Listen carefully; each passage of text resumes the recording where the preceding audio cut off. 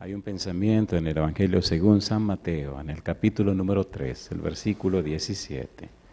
San Mateo capítulo 3, versículo 17, es una frase interesante que nos tomará todo el tiempo de la semana para estudiar. Dice el versículo 17, y hubo una voz de los cielos que decía, este es mi Hijo amado, en quien tengo complacencia. ¿Qué les parece si nos colocamos en pie y oramos? Padre Santo, gracias por el regalo de este día, gracias por su compañía. Gracias por los ángeles presentes en este lugar, gracias por los amigos y amigas que nos acompañan y gracias por los hermanos y hermanas que fielmente asisten para compartir su palabra.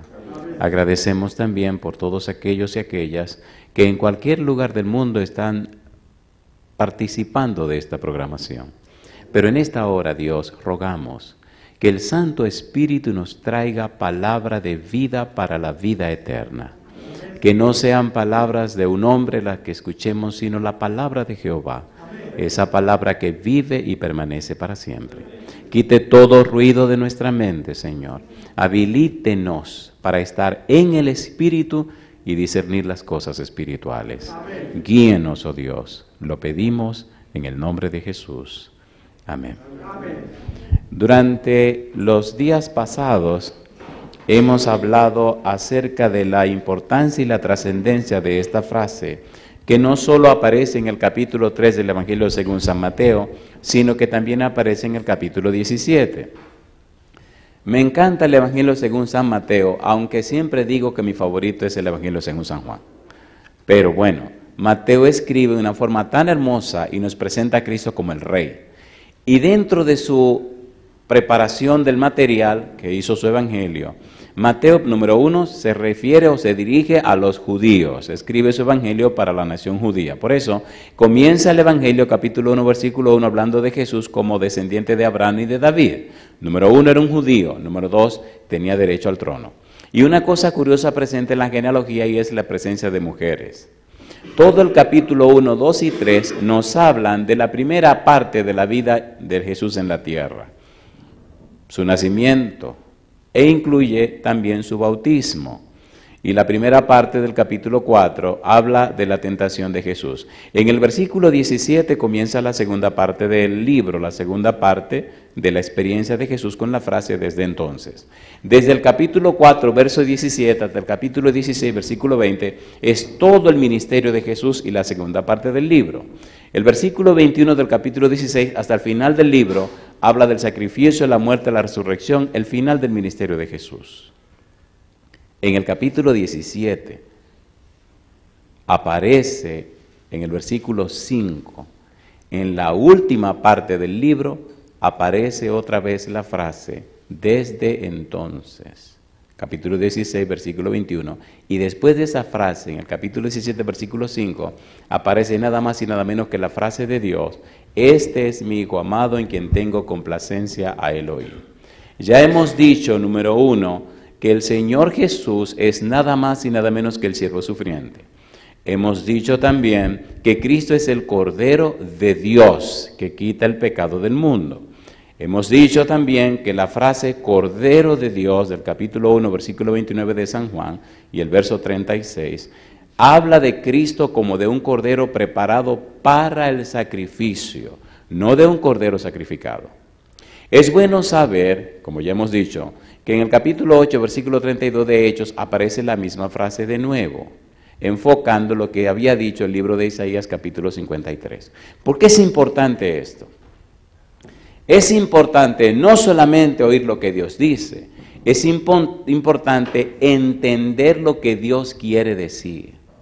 Porque cuando leemos el libro de Apocalipsis, la palabra cordero es completamente distinta en función a la palabra cordero del Evangelio según San Juan. En el libro de Apocalipsis, como decíamos en la reunión anterior, ahora Cristo, la palabra cordero inmolado, no habla de muerte ni de dolor y sacrificio, no, ya eso pasó. Ahora habla de honor, de dignidad, de gloria, de poder, de autoridad. Ahora Cristo tiene toda potestad en el cielo y en la tierra. No solo la tenía porque era divino, sino que la ganó y la compró con su muerte en la cruz. ¿Se entiende lo que estamos diciendo? Entonces, entender esto es entender la ciencia de la salvación. Entender esto es entender nuestros fundamentos. La mayor tragedia del cristianismo es el cristiano que no conoce a Cristo. Y si no conoce a Cristo, entonces significa que no conoce a Dios. ¿Por qué? Usted jamás conocerá a Cristo si primero no conoce a Dios. El punto de partida de todo es Dios. Quien inicia todo es Dios. Quien prepara todo es Dios. Quien hace todo es Dios. Es importante eso. Inclusive cuando Cristo viene, como veremos en algún momento, hay lo que se llama la subordinación del Hijo al Padre. No porque en el gobierno divino uno se someta a otro, no, sino que dentro del plan de salvación se determinó que el Hijo se sometería o subordinaría al Padre, como veremos. Y por eso Cristo dice, el Padre es mayor que yo no hago nada que no agrade al Padre, el Padre que me dio las obras. Y entonces se nota la sumisión de Cristo, subordinación al Padre, para el plan de la salvación. Es bueno entender también que dentro de la frase de Dios, en que mi alma toma contentamiento, hay detalles trascendentes, importantísimos. Por eso debemos estudiar la frase que fue un cordero inmolado desde antes de la fundación del mundo. Y de eso queremos hablar ahora. Desde antes de la fundación del mundo. No fue una tragedia, no fue una emergencia, no fue un corredero de último minuto el pecado del hombre. Dios había previsto y había provisto para esa situación. Vamos en parte, porque se ve más hermoso estudiarlo en parte. Primero sabemos, San Juan 1:29, que la frase Cordero de Dios significa el Cordero que Dios escogió, el Cordero que Dios preparó para el sacrificio. Hablamos ayer, en Génesis capítulo 22, versículos 7 y 8, cuando Isaac le pregunta al papá y le dice, aquí está la leña, aquí está el fuego, pero ¿dónde está el cordero para el sacrificio? En el versículo 8 Abraham le dice, Jehová se proveerá de cordero para el sacrificio. ¿Desde cuándo se proveyó Dios de cordero para el sacrificio? Desde antes de la fundación del mundo. ¿Cómo debía escogerse el cordero para el sacrificio? Vayamos entonces de lo conocido a lo desconocido. Vayamos primero a entender un poco cómo dijo Dios que debía hacerse la fiesta de la Pascua. Ustedes saben que el cordero se escogía antes del día 14. ¿Estamos claros en eso? Leamos algunos pasajes de la Biblia para entender una cosa a través de la otra. Vamos a partir de lo conocido y llegaremos a lo desconocido. Éxodo capítulo 12, versículo 3 al 6. Veamos qué dijo Dios que debían hacer para escoger el cordero de la Pascua. Es muy importante lo que vamos a estudiar. Muy importante, muy profundo, muy hermoso, muy tierno y muy trascendente. Capítulo 12, Éxodo, versículo 3 hasta el versículo 6. Oiga lo que dijo Dios. Dice el versículo 3, hablad a toda la congregación de Israel diciendo, en el 10 de este mes, tómese cada uno un cordero según las familias de los padres, un cordero por familia. Mas, si la familia fuere tan pequeña que no baste para comer el cordero, entonces él y su vecino inmediato a su casa tomarán uno según el número de las personas, conforme al comer de cada hombre. Haréis la cuenta sobre el cordero. El animal será sin defecto, macho de 1 año. Lo tomaréis de las ovejas o de las cabras, y lo guardaréis ¿hasta cuál día? Hasta el día 14 de este mes, y lo inmolará toda la congregación del pueblo de Israel entre las 2 tardes. Vamos ahora ahí mismo al versículo número 21. Dice Éxodo capítulo 12, el versículo 21 y versículo número 22. Dice el 21. Y Moisés convocó a todos los ancianos de Israel y les dijo, sacad y tomaos corderos por vuestras familias y sacrificad la Pascua. Y dice el versículo número 22, y tomad un manojo de hisopo y mojadlo en la sangre que estará en un lebrillo, y untad el dintel y los 2 postes con la sangre que estará en el lebrillo, y ninguno de vosotros salga de las puertas de su casa hasta la mañana. Yo le hago una pregunta, ¿era esto una ocasión solemne, sí o no? ¿Sí o no?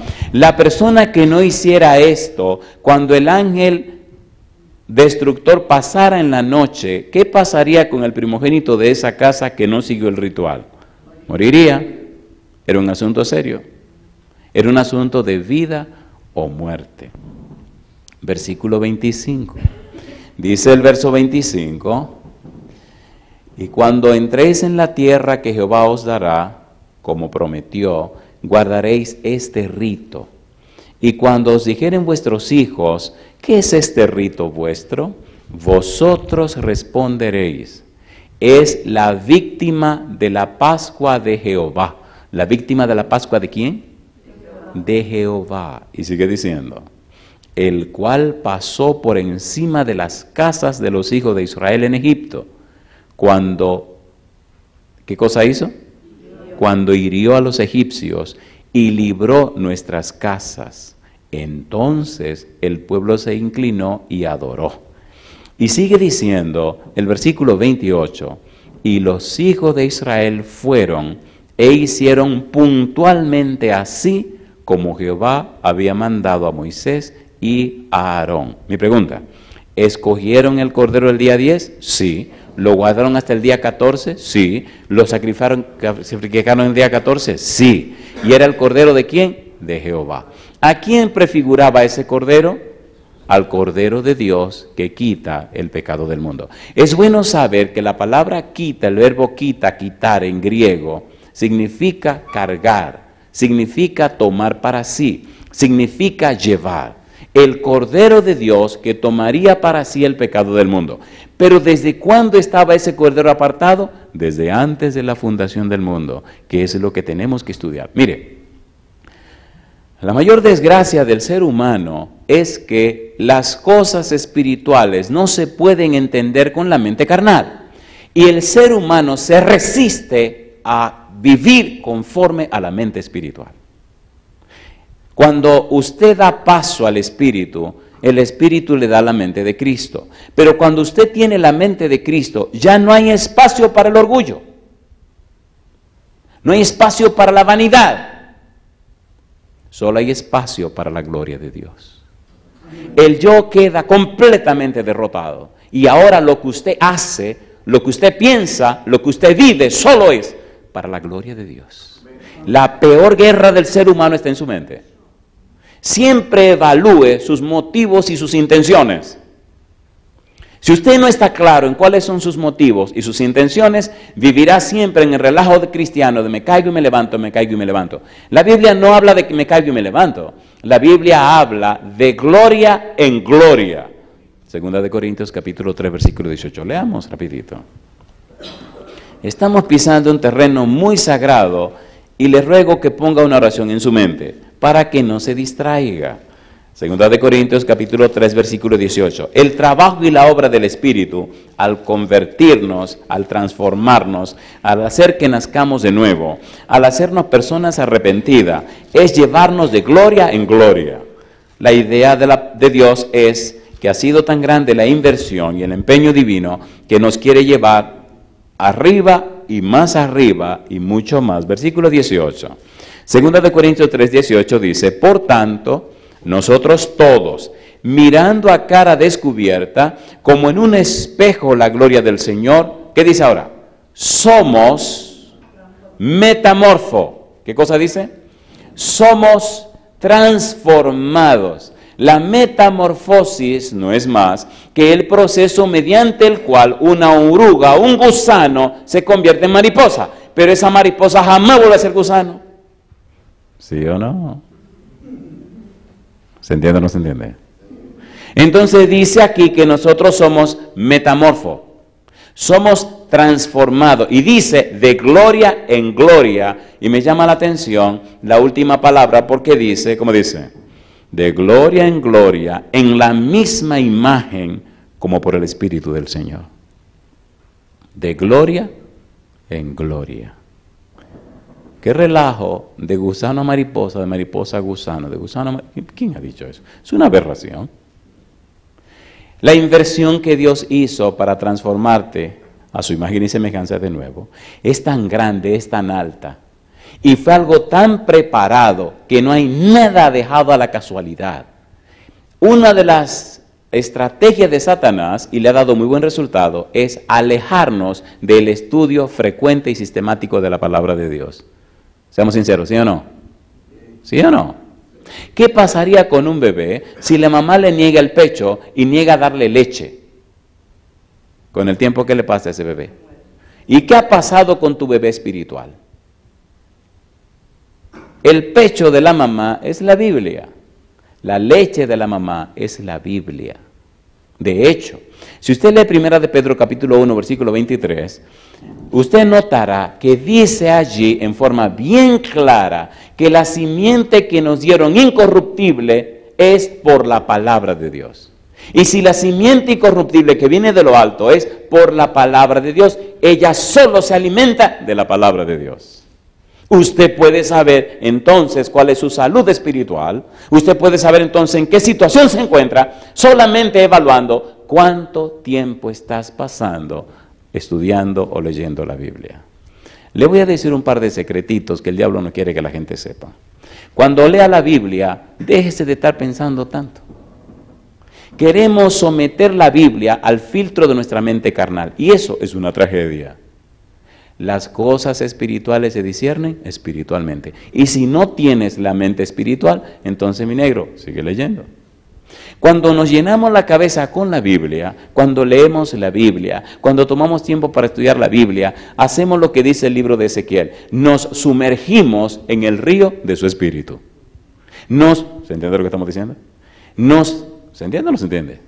Nos ahogamos en el río de su espíritu, nos empapamos del río de su espíritu. La palabra de Dios tiene tanto poder que cuando usted la deja entrar a su mente, le repara, le restaura, le renueva hasta lo más profundo de sus estructuras mentales, de sus patrones mentales, de sus esquemas mentales. Hace un cambio tan profundo en su mente que usted mismo se asombra y se sorprenda. Y hasta los demonios, dice la sierva de Dios, se espantan al ver el cambio poderoso que el Espíritu hace en la mente humana. Déjese de estar razonando tanto. Deje que la mente se llene de la palabra para que la mente espiritual, la mente de Cristo, según 1 Corintios capítulo 2, versículo 16, pueda nacer en usted. Y esa simiente nueva que le dieron, que es incorruptible, se fortalezca. La peor desgracia del tiempo presente es que los hombres quieren hacer las cosas espirituales con una mente carnal. Y eso es una aberración. Una aberración. No pasan tiempo con la palabra de Dios, no se llenan de la palabra de Dios, y esta palabra tal vez no sea correcta, no se emborrachan de la palabra de Dios. Ojalá estemos ebrios de la palabra de Dios, porque Dios solo está comprometido con su palabra, con nada más y con nadie más, con su palabra. Y se compromete con aquellos que se llenan de su palabra. ¿Tiene sentido o no tiene sentido?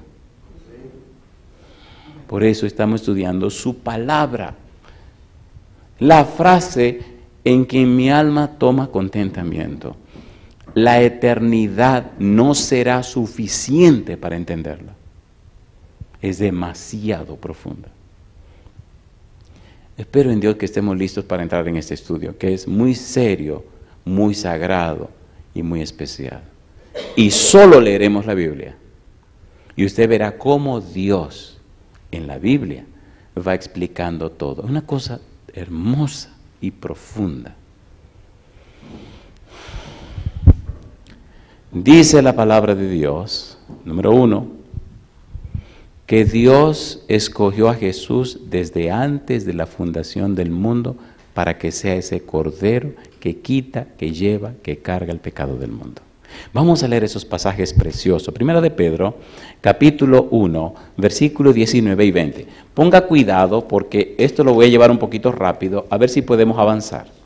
Primera de Pedro, capítulo 1, versículo 19 y versículo 20. En esta parte solo queremos mostrar y demostrar en la Biblia que esto es antes de la fundación del mundo. Queremos poner claro que el plan de salvación no fue una reflexión ulterior al pecado, a la tragedia del ser humano. No, fue un plan que estuvo trazado y preparado, escrito y hecho antes de la creación de este mundo. Primera de Pedro, capítulo 1, versículo 19. ¿Cómo dice el verso 19? Dice, sino con la sangre preciosa de Cristo, como de un cordero sin mancha y sin contaminación. ¿Y qué dice ahora? Ya destinado, ¿desde cuándo? Desde antes de la fundación del mundo. ¿Y qué sigue diciendo? ¿Para qué? Pero manifestado en los postreros tiempos por amor de vosotros. ¿Desde cuándo escogieron a ese cordero? Desde antes de la fundación del mundo. Apocalipsis capítulo 13, versículo 8. Mire lo que dice Juan. Pablo nos dice esto, ahora Juan nos dice esto otro. Ellos estaban claros en este asunto. Apocalipsis capítulo 13, versículo 8, dice el verso 8, y la adoraron todos los moradores de la tierra, cuyos nombres no estaban escritos en el libro de la vida del Cordero, que dice ahora, que fue inmolado desde el principio del mundo. ¿Desde cuándo fue apartado ese Cordero? Desde antes de la fundación del mundo. ¿Desde cuándo sabía Jesús que Él era el Cordero? Desde antes de la fundación del mundo. ¿Desde cuándo nos amó Dios? Desde antes de hacernos. Si conociéramos a Dios. Hay un libro que está leyendo una de mis hijas, la segunda, se llama Los atributos de Dios. Hay un hombre fallecido ya, A.W. Tozer se llama, o se llamó. Este hombre no fue a un seminario teológico, se dedicó a leer la Biblia, a estudiar, a investigar y a comprar libros. Pero fue tan usado por Dios. Escribió otro libro también que se llama El conocimiento del Dios Santo. Y él dice en ese libro que si quieres saber cómo es el Dios que tú adoras, mira cómo es la vida que tú vives. Hay una relación muy estrecha entre tu forma de vida y al Dios que tú adoras. Y ella me decía, papi, tú no te imaginas lo hermoso y maravilloso que es este libro, hablando de los atributos de Dios. A Dios solo se le conoce cuando se conoce a Dios. Si usted quiere conocer a Dios, necesita conocer a Dios. Y es su palabra la que nos habla de lo que Él ha revelado acerca de Él mismo. Y aquí nos está diciendo que te ama a ti y me ama a mí desde antes de la fundación del mundo.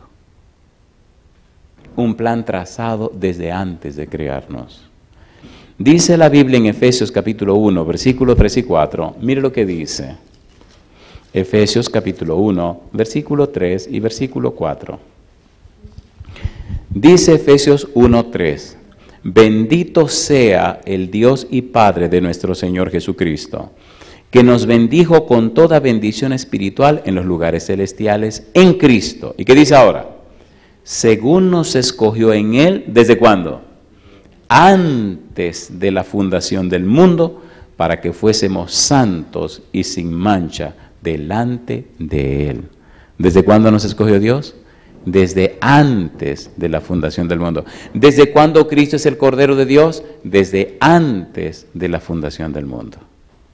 ¿Qué significa la frase en que mi alma toma contentamiento? Significa que había provisto a un siervo de Dios, había provisto a una persona divina que resolvería el problema del pecado desde antes del pecado aparecer. Bendito sea Dios. Necesitamos conocer a Dios. Cuando conocemos a Dios, cuando conocemos su palabra, hay una certeza, hay una seguridad que nos confirma y nos afirma y nos reafirma en las promesas de Dios y en el cumplimiento de su palabra. Es más, Cuando hablamos y entendemos las palabras de Dios y nos relacionamos con la persona de Dios, se cumple en nosotros lo que es el valor y el significado del arrepentimiento. Las iglesias llamadas cristianas están llenas de mucha gente que no han nacido de nuevo. Personas que no han sido regeneradas, personas que no son arrepentidas, personas que están llevando una vida cristiana como si fueran miembros de un club o de una actividad social. Personas que ni siquiera comprenden ni entienden el propósito y la razón de ser de la vida cristiana. Y ese mal testimonio, esa vida secular dentro del mundo religioso, está matando la fe de muchos que quisieran venir a servirle a Dios. ¿Es así o no es así? ¿Es así o no es así? Entonces necesitamos la obra del Espíritu en nosotros, programada desde antes de la fundación del mundo, para que seamos criaturas nuevas. Por ejemplo, en el libro de Efesios, capítulo 3, versículo 14 hasta el versículo 19, el apóstol Pablo explica cómo Dios el Padre, Dios el Hijo y Dios el Espíritu Santo se comprometen a trabajar en un ser humano para transformar su vida y cambiarla conforme a los propósitos divinos. No importa que el pecado haya entrado, aunque el pecado entró y con el pecado la muerte, también entró Cristo y con Cristo la vida. No importa cuán feo y horrendo y sucio sea el pecado, Dios está por encima de eso. Porque cuando abundó el pecado, sobreabundó la gracia. Necesitamos conocer a Dios. Esa negligencia espiritual en el estudio de la Biblia es criminal y asesina. No solo te mata a ti, sino que mata a los que te rodean. Y no solo mata a los que te rodean, sino que tu mal testimonio y tu falta de poder divino hace posible que otros se pierdan. Porque el Espíritu de Dios morando en ti hace las maravillas que tú y yo no podemos hacer. ¿Cierto o falso? Recuerda que no hacemos nada por nosotros mismos. Por eso hablo de poder divino. Filipenses 2:13 dice, porque Dios es el que produce en vosotros así el querer como el hacer por su buena voluntad. Y si es Dios que lo hace, entonces no soy yo. Y si no soy yo, es el poder divino. ¿Sí o no? La Biblia dice que somos templo del Espíritu Santo. Pero a veces lo que menos se ve en nosotros es el Espíritu Santo. ¡Qué barbaridad! ¡Qué barbaridad! Desde la fundación del mundo, Hechos capítulo 4, versículo 27 y 28. Una pregunta, ¿tiene sentido lo que estamos estudiando o no tiene sentido? No tengo ninguna prisa, pero tengo que confesarle un pecado. En realidad tenía prisa. Quería darle todo, pero espérate un momento, si le doy toda esta comida, se pueden indigestar, mejor vamos despacio. ¿Verdad que se entiende lo que estamos haciendo? ¿Es coherente o no es coherente? Hechos capítulo 4, versículos 27 y 28. Mire qué cosa linda. A mí me gusta la Biblia porque la Biblia me explica, me enseña, conforme a mi mente pobre, lo que Dios me dice y lo que me quiere decir. Hechos capítulo 4, versículos 27 y 28. Está hablando el apóstol Pedro, dice el 27. Porque verdaderamente se unieron en esta ciudad contra tu santo Hijo Jesús, a quien ungiste, Herodes y Poncio Pilato, con los gentiles y el pueblo de Israel, para hacer cuanto, ¿qué dice ahora? Tu mano y tu consejo habían antes determinado que sucediera. ¿Sabía Dios todo lo que le pasaría al Mesías? ¿Sí o no? Lea Isaías 53, cómo Dios describe todo lo que le harían al Cordero de Dios que quita el pecado del mundo. Así que Pedro está diciendo, Señor, tú lo sabías. Señor, tú entendías lo que iba a pasar. Señor, tú explicaste lo que iba a pasar. Desde antes de la fundación del mundo, tú sabías todo lo que le harían a tu Hijo. Y esta gente cumplieron eso que tú sabías.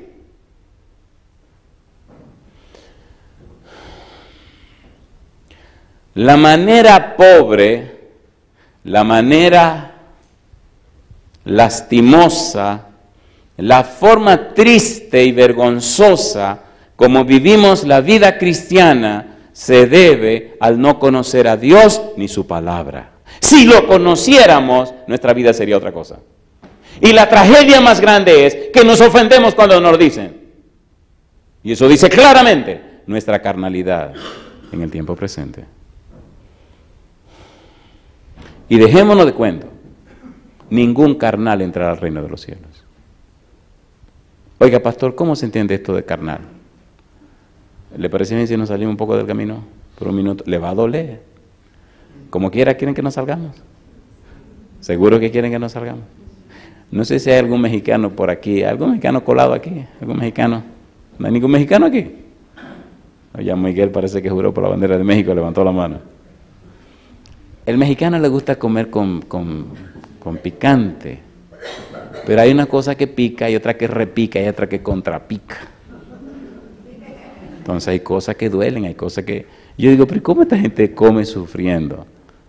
A mí no me gusta sufrir cuando estoy comiendo, pero usted le ve que se ponen rojo como un tomate y le meten más. Oiga, pero un poquito de chile a veces en la comida es necesario. Cuando hace mucho frío y le hacen una sopita y le ponen un picantito, ay mamá, usted se pone en sazón, se calienta por fuera y por dentro también. Le ponemos un poquito de chile a lo que le voy a decir, pero le va a doler. ¿Lo quieren o no lo quieren? Un poquito de chile. Ustedes son muy curiosos. Mejor dejemos eso tranquilo y sigamos con el tema. Pero ya que insisten, vamos a darle el poquito de chile. Primera de Corintios, capítulo número 2. Ay, Jesús. Primera de Corintios, capítulo número 2. Vamos rapidito. A ver en qué grupo está usted. Primera de Corintios, capítulo número 2. ¿En cuál grupo estás tú? Dice Primera de Corintios, capítulo 2, versículo 14, pero el hombre natural no percibe las cosas que son del Espíritu de Dios. ¿Qué le pasa al hombre natural? No percibe las cosas que son del Espíritu de Dios. Te tengo buenas noticias. Tú no eres un hombre natural, ni una mujer natural. ¿Cómo lo sabemos? Ahora te explico. Dice, pero el hombre natural no percibe las cosas que son del Espíritu de Dios, porque para él le son, ¿qué cosa? Locura, y no las puede entender porque se han de discernir, ¿cómo dice? Espiritualmente. Pastor, ¿por qué usted dice que yo no soy un hombre natural? El hombre natural es el que no le importa a Dios, ni le importa a la Biblia, ni le importa a la religión, ni le importa a Jesucristo, ni le importa a nadie. A ti sí te importa porque estás aquí, ¿o no? Aunque sea por curiosidad, aquí estás. En cualquier lugar del mundo que nos estén mirando, ahí están.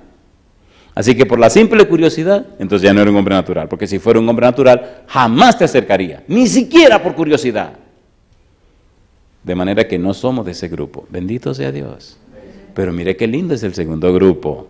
Aquí sí se pone buena la cosa. Versículo 15, en cambio, el espiritual juzga todas las cosas, pero él no es juzgado de nadie. Mi pregunta, entonces, ¿el hombre espiritual discierne las cosas espirituales de Dios, sí o no? ¿Sí o no? Y usted diría, ahí soy yo, ahí soy yo. Vamos a ver ahora, mi negro. ¿Se entiende? A ver si es verdad que eres de ese grupo o de un tercer grupo que no tiene razón de ser. En el mundo deberían haber solo dos grupos, o con Cristo o en contra de Él. Pero lamentablemente alguien se coló dentro de la parcela del Señor y fabricó un tercer grupo. Y la desgracia de esto es que muchos de este tercer grupo les gusta ser así. Capítulo 3, versículo 1. Dice el apóstol Pablo, de manera, ¿qué cosa? Que yo, hermanos, no pude hablaros como a espirituales, sino como a carnales, como a niños en Cristo. ¿Qué cosa es un niño? ¿No saben lo que es un niño?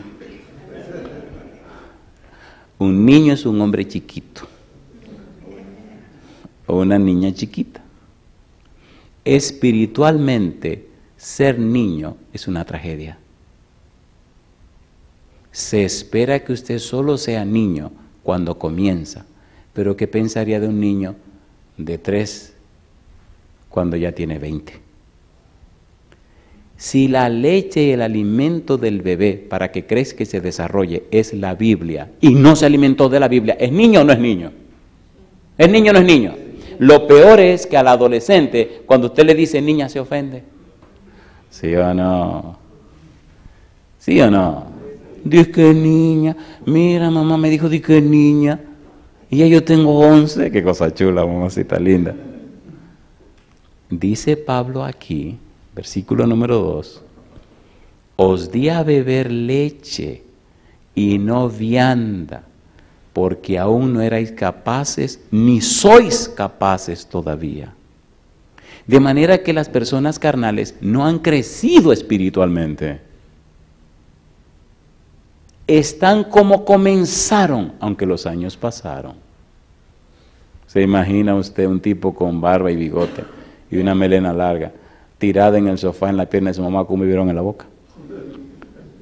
Y que sea el novio suyo. ¿Y qué es esto? Y la mamá le está dando de beber la leche. Cosa chula, mamacita linda. Así nos pasa espiritualmente. ¿Lo está diciendo Pablo o no lo está diciendo Pablo? Número 1, el carnal viene del grupo espiritual, pero no creció.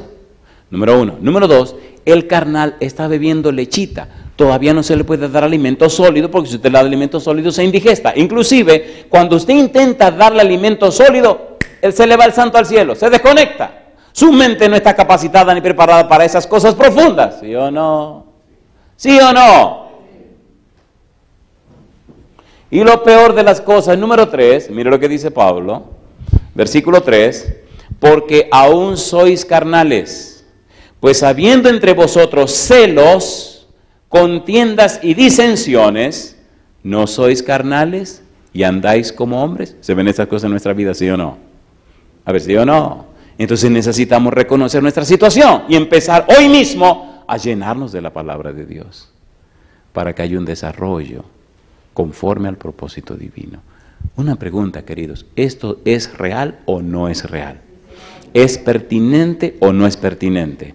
¿Sí o no? ¿Es contemporáneo o no es contemporáneo? El enemigo es tan sabio y tan astuto que dedicamos tiempo a cualquier cosa menos a la Biblia. Analícenlo. Analícenlo. Y es doloroso, porque Dios habla de un crecimiento natural. Si no alimentas, no hay crecimiento. ¿No han visto niños en el África? ¿Y qué África? Niños por cualquier lado que tienen problemas de nutrición y están desnutridos. ¿Sí o no? Entonces, el mundo natural, el mundo físico, como decía Jesús, nos presenta en una forma parabólica la verdad de nuestra vida y experiencia espiritual. ¿Verdad que nos ofendemos porque no me saludó? ¿Qué tontería? Mire, por favor. ¿Sí o no? Entonces, no conocemos a Dios, no conocemos su palabra, no hemos crecido.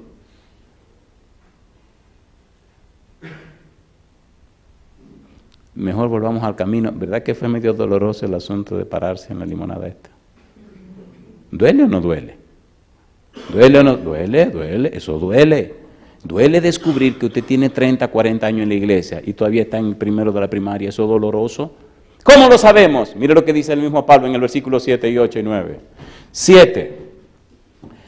Mas hablamos sabiduría de Dios en misterio, la sabiduría oculta, la cual Dios predestinó antes de los siglos para nuestra gloria. Antes de los siglos apartó el Cordero que sería inmolado. Antes de los siglos apartó a Cristo. Antes de los siglos desafió y desarrolló nuestra salvación. Antes de la fundación del mundo. Entonces, esa sabiduría oculta que Dios tenía antes de los siglos, la reveló. Versículo 8. La que ninguno de los príncipes de este siglo conoció. Porque si la hubieran conocido, nunca habrían crucificado al Señor de gloria. Antes bien, como está escrito, cosas que ojo no vio, ni oído oyó, ni han subido en corazón de hombre, son las que Dios ha preparado para los que le aman. Y Pablo dice, pero Dios nos las reveló a nosotros por el Espíritu, porque el Espíritu todo lo escudriña, aún lo profundo de Dios. Yo te pregunto, cosas que ojo no vio, que oído no oyó, ni han subido en pensamiento humano, ¿las reveló Dios o no las reveló? ¿Sí o no? Entonces dice que sí las reveló, entonces ¿por qué no las sabemos? Porque somos niños espirituales. porque somos carnales. Pasamos más tiempo investigando, leyendo, estudiando, averiguando, chismeando, lo que sea, que con la Biblia en la mano. ¿Se entiende o no se entiende? La multiforme sabiduría de Dios, desde antes de la fundación del mundo, y desde antes de la fundación del mundo, Dios escogió a Jesús para que fuera el Cordero de Dios, el Cordero provisto por Dios, el Cordero apartado de Dios, el Cordero escogido de Dios para resolver el problema del pecado, no solo en la tierra, sino el problema del pecado ante todo el universo.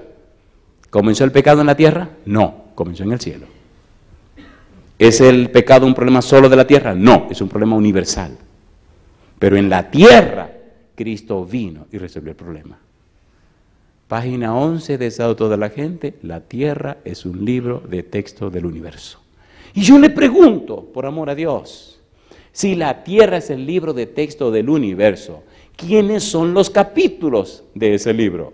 Usted y yo. Entonces, ¿por qué no nos despertamos? ¿Qué es lo que están leyendo las inteligencias celestiales en la vida tuya y la vida mía? ¿Qué es lo que están mirando? ¿Están viendo la gloria de Dios? ¿Se entiende lo que estamos diciendo? Póngase a pensar por un momento que cuando usted nació ya todo estaba y cuando usted se muera todo se queda.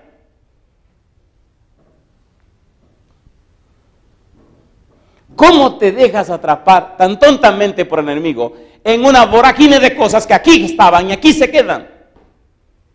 Cuando Dios te dio la oportunidad de vivir y existir para la gloria de su nombre.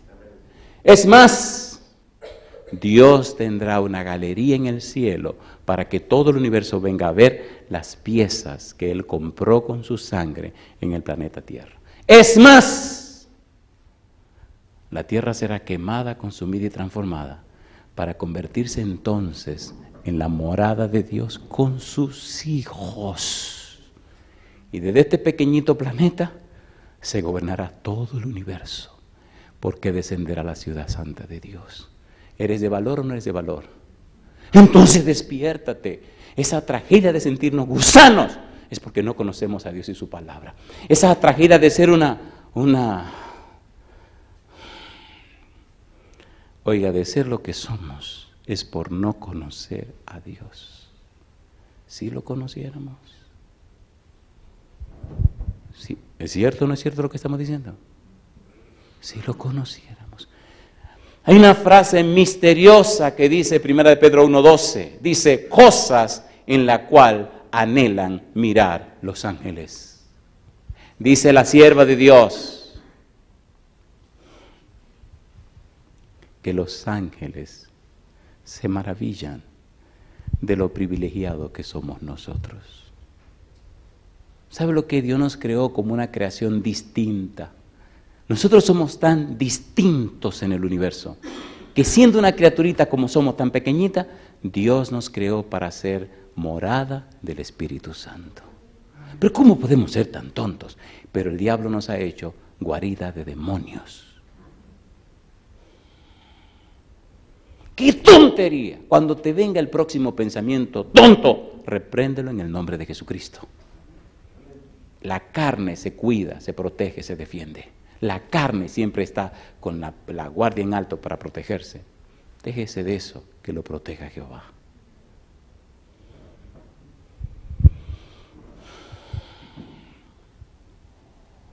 Desde antes de la fundación del mundo. Hechos capítulo 2, versículos 22 y 23.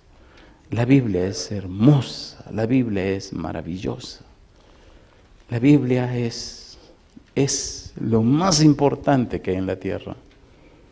Hechos 2, 22 y 23. ¿Cómo es posible que pase un año de 12 meses, de 52 semanas, de 365 días y que en un año tan grande usted no lea la Biblia completa, por lo menos una vez?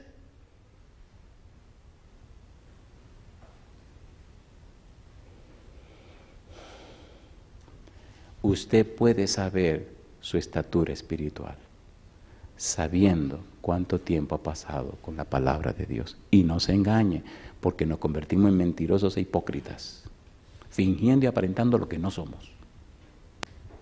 Y a veces hacemos el papel de que todo lo sabemos. Qué cosa tan ridícula.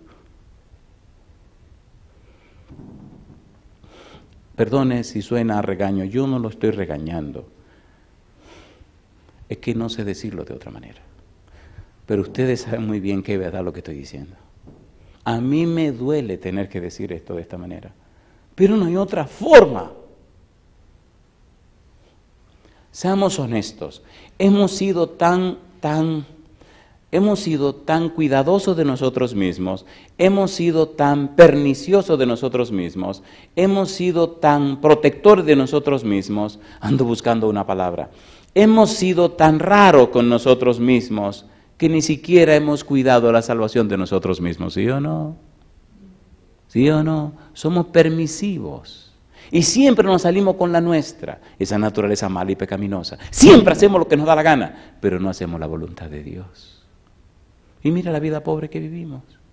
A veces tener que fingir una espiritualidad que no tenemos. Y aparentar una santidad hasta poner cara de santo. Qué cosa ridícula es, caramba. Y hacer una oración.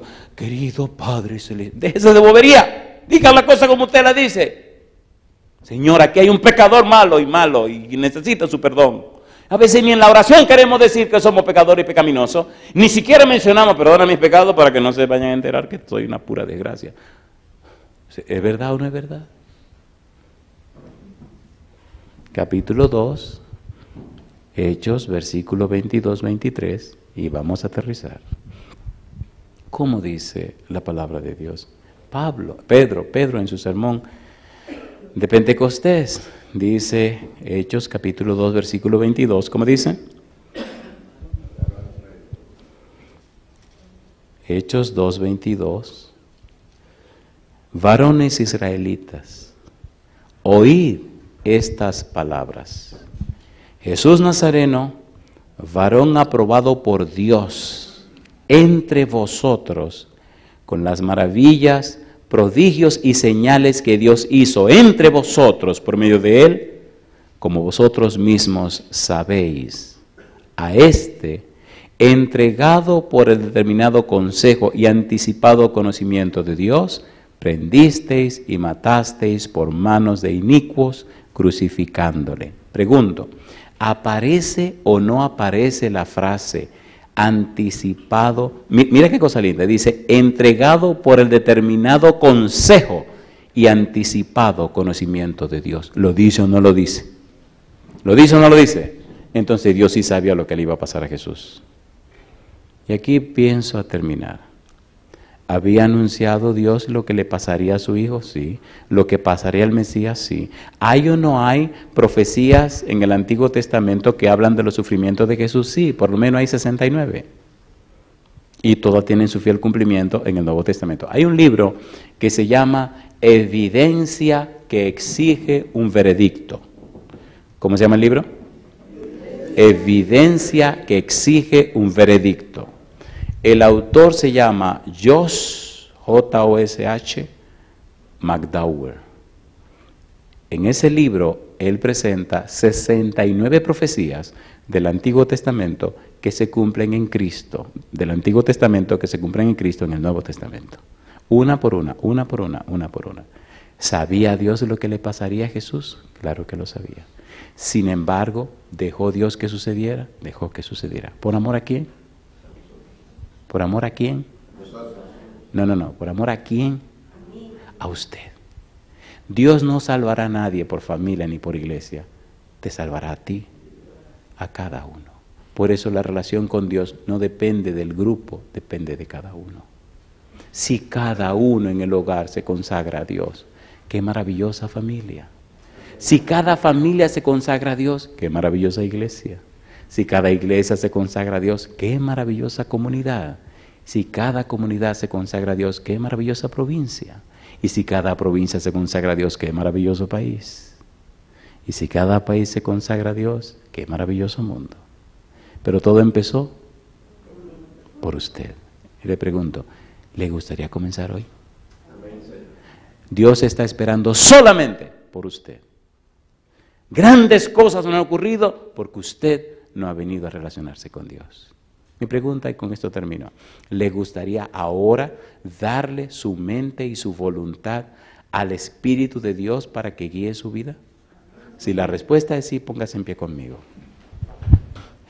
En el libro de Proverbios, capítulo 23, versículo 26, dice: dame, hijo mío, tu corazón y miren tus ojos por mis caminos. Pudiéramos decirlo de otra manera. Dios dice: dame, hijo mío, tu mente y miren tus ojos por mis caminos.